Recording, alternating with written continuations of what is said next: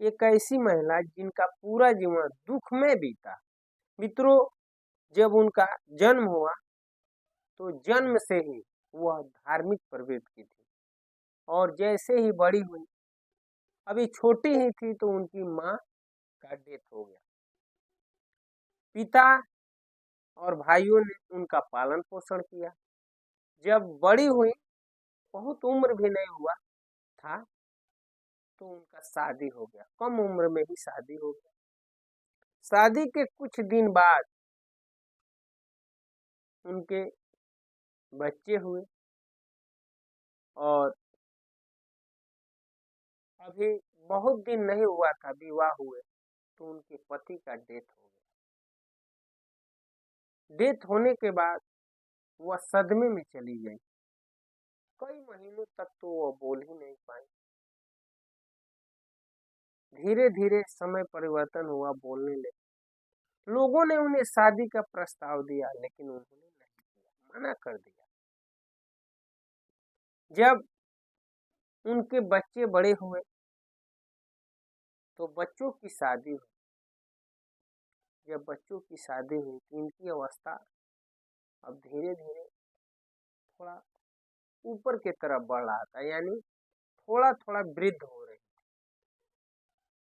नई नवेली पतोहू आई। जो पुत्र इनको इतना मानता था धीरे धीरे इनसे दूरी बनाता रहा, पत्नी की बात मानता रहा।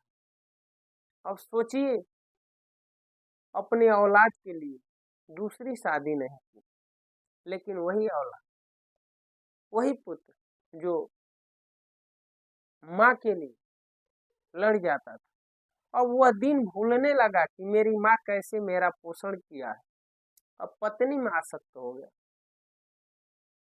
पत्नी इन्हें देखने को नहीं मांगती थी, देखना नहीं मांगती थी, लेकिन पुत्र एक बार भी नहीं डांटा। एक बार तो ऐसा हुआ कि पत्नी के कहने पे पुत्र ने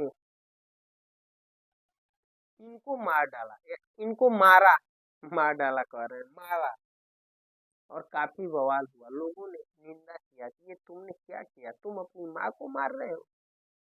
लेकिन मारने के बाद इनको बहुत कष्ट हुआ। सोचने लगी, रो रही थी कि इस पुत्र के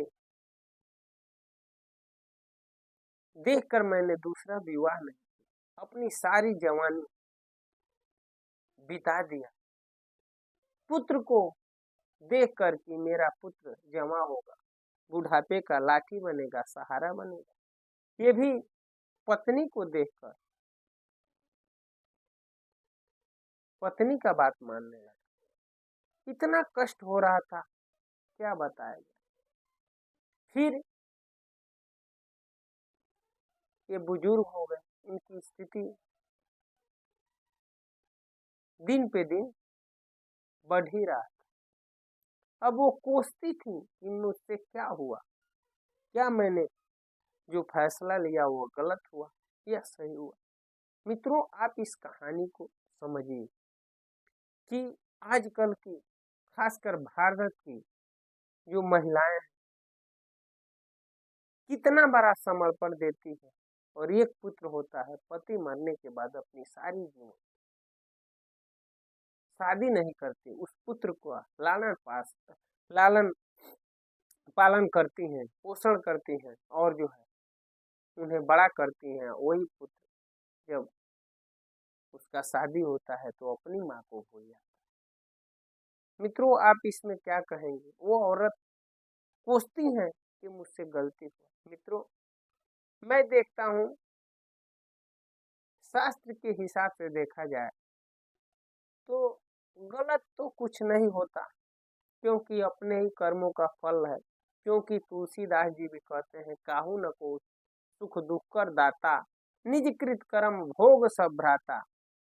कहते हैं कि सब लोग अपने ही अपने कर्मों का फल भोगते हैं।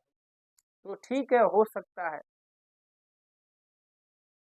कि कर्मों का ही फल हो, लेकिन जो पुत्र कर रहा है तो उसके भी तो कर्मों का फल हो सकता है मिल रहा हो क्या। अगर गलत कर रहा है तो आगे मिलेगा। मित्रों, हमें इस समाज में जो हमारी माँ और जो महिलाएं जो अपने कर्तव्यों को निभाती हैं, हमें उसे समझना होगा। हमें उन बलिदानों को याद करना होगा।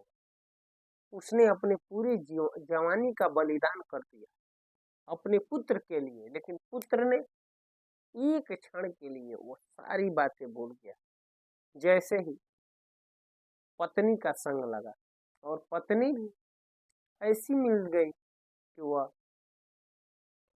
ये सारी बातें कथा सुनने के बाद भी वह उसे थोड़ा जरा भी दया नहीं। मित्रों, इसलिए मैं कहता हूँ कि हमें और आपको ये क्यों हो रहा है समाज में, क्योंकि पाश्चात्य देश की संस्कृति हम अपना लिए। हम अपने धर्म ग्रंथों को नहीं पढ़ते हैं। अगर हम रामचरितमानस का अध्ययन करते, गीता का अध्ययन करते, भागवत जी पढ़ते और पढ़ते ही नहीं उन अर्थों को समझते, जब अर्थों को समझेंगे तो हम अपने जीवन में उसका आचरण करेंगे।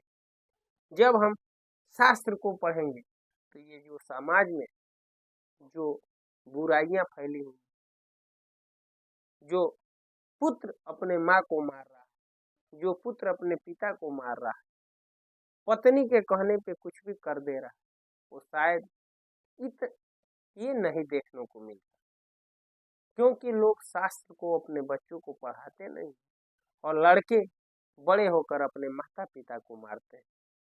वो लड़के भूल जाते हैं कि हमारे माता पिता कैसे हमारा परवरिश कर रहे हैं, कैसे घुटने के बल बच्चा चल रहा है तो कैसे वह जो है पकड़ते थे, चलाते थे। बीमार हो जाने पे डॉक्टर के पास रात में जाना, एक छोटे से बड़े डॉक्टर के पास जा जाकर बच्चों को ठीक करना, ये बच्चे भूलते जा रहे हैं। वह जो है क्यों भूल रहे हैं? क्योंकि हम उसे अच्छा समाज की जरूरत है, अच्छे संस्कार की जरूरत है। और जब हमारा समाज अच्छा बनेगा तभी बच्चों को अच्छा संस्कार मिलेगा। और अच्छा समाज बनाने के लिए, अच्छा संस्कार पाने के लिए हमें बच्चों को जो है धर्म ग्रंथों को पढ़ाना होगा और स्वयं धर्म ग्रंथों को पढ़ना होगा। मित्रों, उम्मीद करता हूँ ये वीडियो अच्छा लगा होगा। अच्छा लगा होगा तो कमेंट में जरूर बताइएगा कि आज आपको क्या अच्छा लगा। आज इस वीडियो में इतना ही, अगले वीडियो में फिर मिलते हैं। तब तक के लिए हरे कृष्णा, राम राम जी, नमस्कार, प्रणाम।